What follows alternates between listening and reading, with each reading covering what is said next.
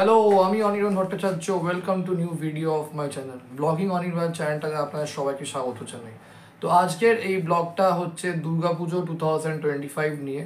তো এই বছরে দুর্গাপুজো আমার কেমন গেছে সেটা একটু বলবো এবং কোন কোন ঠাকুর দেখেছি সেটা বলে দেবো। তারপর যে যে ঠাকুরগুলো দেখেছি সে সমস্ত ঠাকুরের ছবি ভিডিও সব আপনাদের সাথে শেয়ার করে নেবো।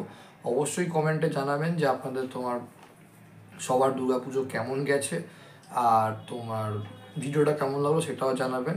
ভিডিওটা ভালো লাগলে লাইক করবেন, কমেন্ট করবেন, শেয়ার করবেন এবং চ্যানেলটাকে অবশ্যই সাবস্ক্রাইব করে দেবেন এবং বেল আইকনটা ক্লিক করবেন যাতে নোটিফিকেশানগুলো পেতে পারেন এবং ভিডিওগুলো পেতে পারেন। তো চলুন ভিডিওটা। দুর্গাপুজো 2025 আমার যে খুব ভালো গেছে তা না, মোটামুটি গেছে বলবো। কেননা যেভাবে প্ল্যান করেছিলাম, যেভাবে ঠাকুর দেখবো, যে এক্সাইটমেন্টটা হয়েছিল সেটা অতটা হয়নি। কেননা মাঝখানে গিয়ে একটু শরীরটাও খারাপ হয়ে গেছিলো, শুধু আমার না, ঠাকুর থেকে বাড়ি আসার পর বাবারও প্রচণ্ড শরীর খারাপ হয়ে গেছিলো, মারও শরীর খারাপ হয়েছিল, তাই অতটা সেভাবে ঠাকুর দেখা হয়নি। মোটামুটি ঠাকুর দেখা হয়েছিল। ষষ্ঠীর দিন একটা সিনেমা দেখা হয়েছিল, যেটা 4টে বাংলা সিনেমা দেখার মধ্যে যে রক্তবীজ 2 মুভিটা বেরিয়েছিল শিবপ্রসাদ ও নন্দিতা রায়। আর আপনারা ইচ্ছা করলেন আমার যে মুভি রিভিউ চ্যানেলটা আছে, চ্যানেলটার নাম হচ্ছে মুভি ম্যাজিক মোমেন্টস, সেখানে আমার রক্তবীজ 2 সিনেমাটা কেমন লেগেছে সেটার ব্যাপারে আমি রিভিউ করে দিয়েছি। তো অবশ্যই চ্যানেলটা গিয়ে দেখে নিতে পারেন যে রক্তবীজ 2 সিনেমাটা আমার কেমন লেগেছে ওখানে গিয়ে। আর দেন সপ্তমীর দিন আমরা ঠাকুর দেখতে গেছিলাম বাবা, আমি আর মা। তো ফার্স্টে তোমার ঠাকুর দেখেছিলাম হচ্ছে একডালিয়া, দেন সিঙ্গি পার্ক, তারপর দেখলাম হচ্ছে হিন্দুস্তান ক্লাব আর হিন্দুস্তান পার্ক। এই 4টে ঠাকুর দেখার পর বাড়ি ফিরে এসেছিলাম। কেননা সত্যি কথা বলতে গেলে প্রচণ্ড ভিড়। এবার তো আমি মনে করি যে দুর্গাপুজো হয়েছে এটাই অনেক বড় ব্যাপার। কেননা আমরা সবাই জানি যে মহালয়ার পর থেকেই যে কী বৃষ্টি হয়েছিল, তাই প্রত্যেকটা জায়গায় জায়গায় একদম জল, কোমর অবধি জল, একদম মানে সাংঘাতিক অবস্থা হয়েছে। মানে প্রত্যেকবারই আমি মনে করি এইবার যা বৃষ্টি হয়েছে 2025-এ হয়তো এতটা বৃষ্টি গাঁও চৌধুরীতে কোনোবারই হয় না।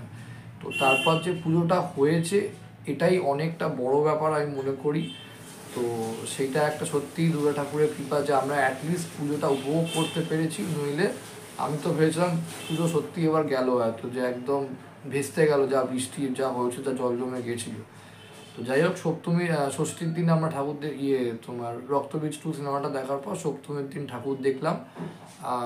ভালোই লেগেছে। একডালিয়া সিঙ্গি পার্ক যেরকম করে শোনা মতো সেরকম খুব যে এবার একডালিয়া সিঙ্গি পার্ক যে ভালো করেছে তা না, মোটামুটি। কিন্তু ওভারঅল খারাপ না, মানে ডিসেন্ট লেগেছে আমি বলবো। আর হিন্দুস্তান পার্কটা আমার খুব ভালো লেগেছে। হিন্দুস্তান ক্লাবটা মোটামুটি ঠিকঠাক, কিন্তু পাশাপাশি থাকে একটা সুবিধা যে আপনারা একটা সিঙ্গি পার্ক দেখার পরে হিন্দুস্তান পার্ক উল্টো দিকেই থাকে তোমার হিন্দুস্তান ক্লাব। তো বেশ ভালোই করেছে বলবো। আর তারপর অষ্টমীর দিন আর যাওয়া হয়নি। অ্যাকচুয়াল তোমার আমি মনে করি এবার ভিড়টা অনেক আগেই হয়ে গেছিলো, মানে মহালয়ার দিন থেকে লোকে ঠাকুর দেখছে। তো আমি জানি না যে রেটে যাচ্ছে মানে পাবলিকের ক্রেজিনেস, আর আমাদের মতন ইয়ং ছেলেদের কেন জানি না সেই এক্সাইটমেন্টটাও চলে যাচ্ছে দিন দিন, আর সেই ইন্টারেস্টও চলে যাচ্ছে ঠাকুর দেখা। খালি মনে হচ্ছে কোথাও গিয়ে চুপচাপ যেন বসি আর একটু খাওয়া দাওয়া করি, আবার সিনেমা টিনেমা দেখি। যাই হোক, কিছু মানুষদের তো দেখলাম মহালয়ার দিন দিন ঠাকুর দেখছে, বিভৎস ব্যবস্থা। বাপ রে বাপ, মানে মহালয়ার দিন দিন ঠাকুর দেখছে, এবার হয়তো মহালয়ার আর 10 দিন আগে দিন ঠাকুর দেখা স্টার্ট হয়ে যাবে।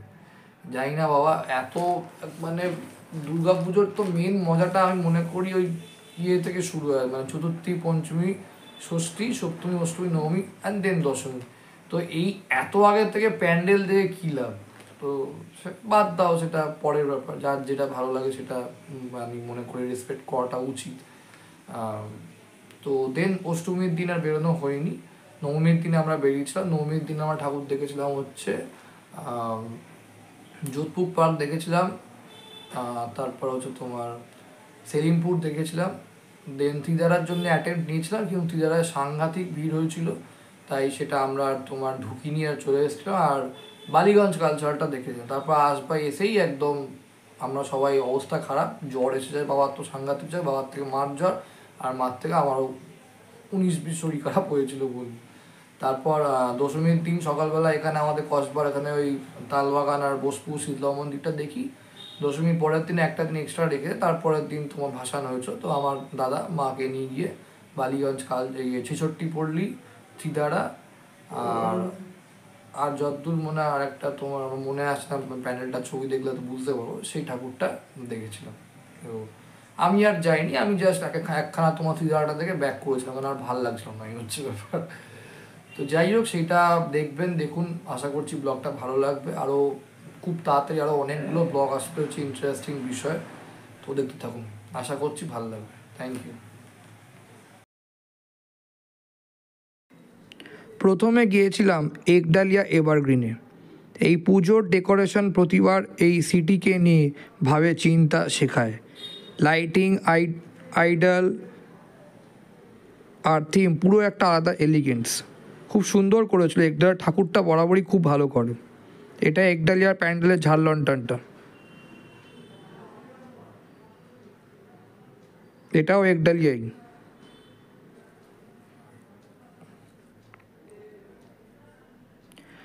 এটা Singhi park. Classic Durga idol, old school charm আর একটা ভাব যেটা শুধু এখানেই পাওয়া যায়। এই পুজোর ভেতরে থাকলে মনে হয় মা নিজের হাতে আশীর্বাদ দিচ্ছেন। যেহেতু আমরা সপ্তমীর দিন গেছিলাম তাই ভালোই ভিড় ছিল। এটা হিন্দুস্তান ক্লাব।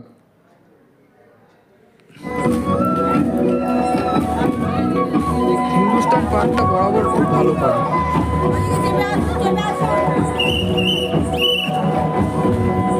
খুব সুন্দর করেছিল প্যান্ডেলটা, ভালো ভিড় হয়েছিল। ঠাকুরটা ছোট করে পুজো করেছে। আর এই প্যান্ডেলটা উল্টো দিকেই ছিল হিন্দুস্তান ক্লাবের প্যান্ডেল, ওটা ছোট করে পুজো হয়। এইটা সেলিমপুর। এই যে মা বাবা দাদা যাচ্ছি, আর আমিও ভিডিও করতে করতে চলেছি। সেলিমপুরের প্যান্ডেলটা দারুণ করেছিল। এটা অষ্টমীর দিন সকালে অঞ্জলি দিয়ে বিকেলে বেরিয়েছিল।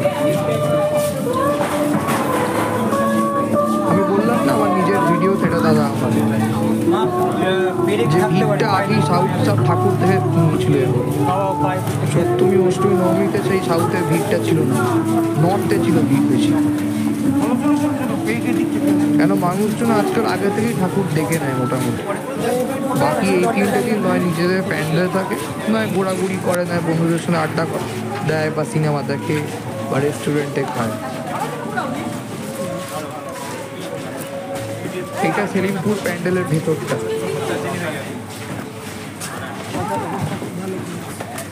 এটা তো নাম করা।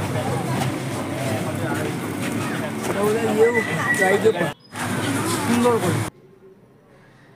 এটা সেলিমপুর প্যান্ডেলের ঠাকুরটা।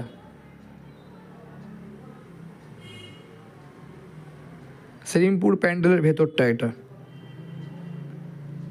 এটা একদম সামনে থেকে ঠাকুরের ছবিটা তুলেছিলাম। এটা যোধপুর পার্ক। যোধপুর পার্কের প্যান্ডেলটা ভীষণ সুন্দর করেছিল। এটা যোধপুর পার্কের প্যান্ডেলের ঠাকুরটা। এটা যোধপুর পার্কের প্যান্ডেলের এক ভেতরে ঢুকে একটা সাইডের মতন ছিল, প্রদীপ টদীপ দেওয়া।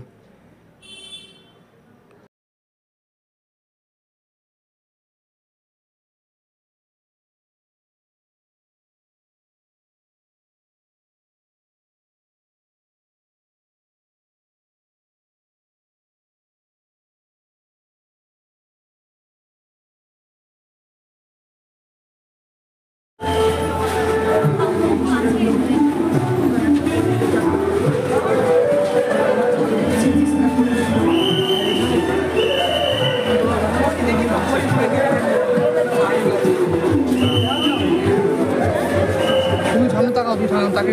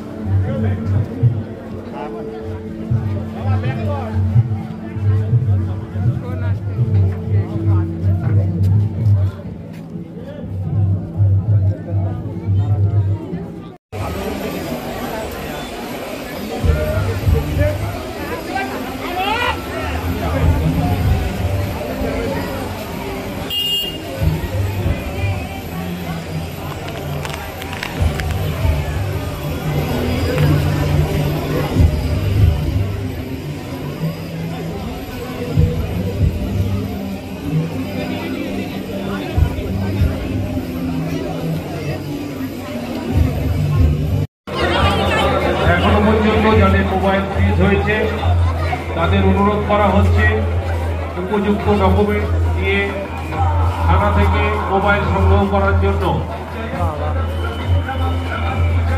এরকম কোনো অপ্রীতিকর পরিস্থিতি তৈরি হোক পুলিশ প্রশাসন চায় না। আপনাদের অনুরোধ করছি আপনারা দায়িত্ব নিয়ে মোবাইল ব্যবহার করুন। ছোট ছোট বাচ্চাদের সাবধানে রাখুন।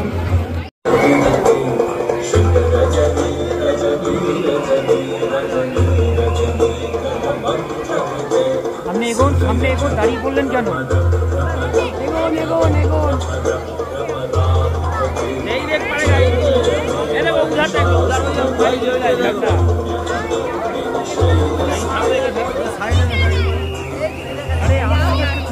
সাইডে কেন বেরোতে দিন না।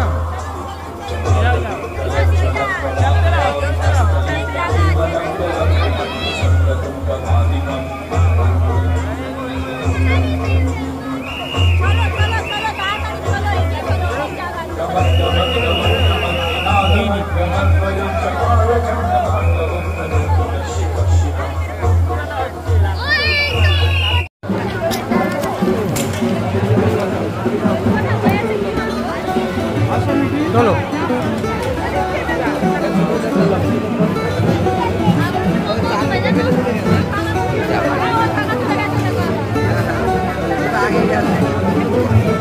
ও এইখানে দেখো ডান্স। এটা কি বলতো, এখানে তোমার পুরো এটা কেরালার যে পলিস মানে ডান্সিং আছে, যে রিচুয়াল আছে। দেখো বাঁদিকে দেখো দেওয়ালটা দেখবে, কেরালার ডান্সিং রিচুয়ালসের।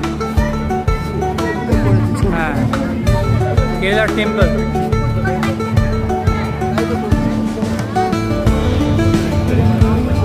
এদিক দিয়ে আবার বেরোবো, এখান থেকে তোমার ডান্সের আছে।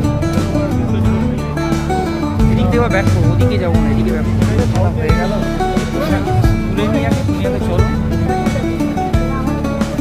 পা বাঁচিয়ে যাবে। হ্যাঁ,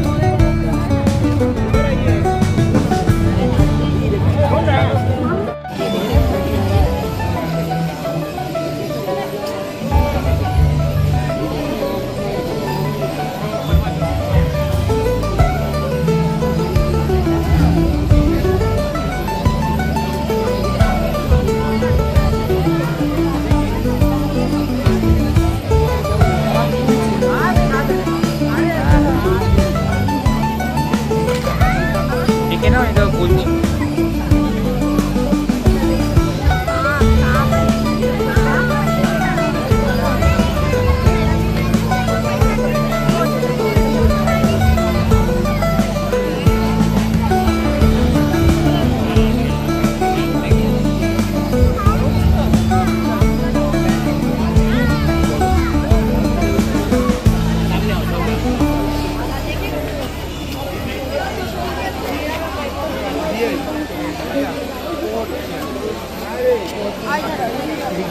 इधर हमारी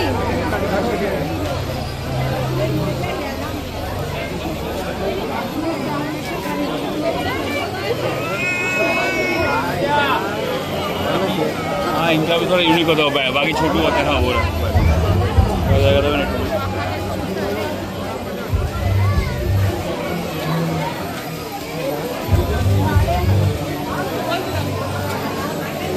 কি বলো তো,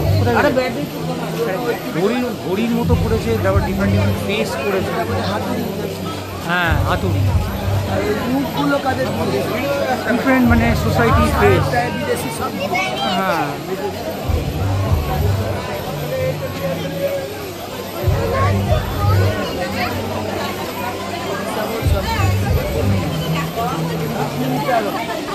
হ্যাঁ,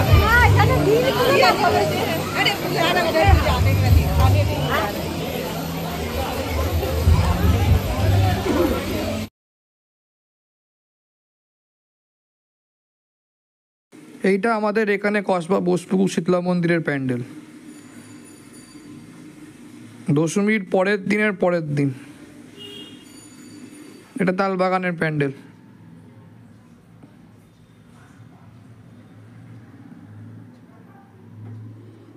এটা তালবাগানের প্যান্ডেলের ঠাকুরটা, এটা তালবাগানের প্যান্ডেলের বাইরেটা।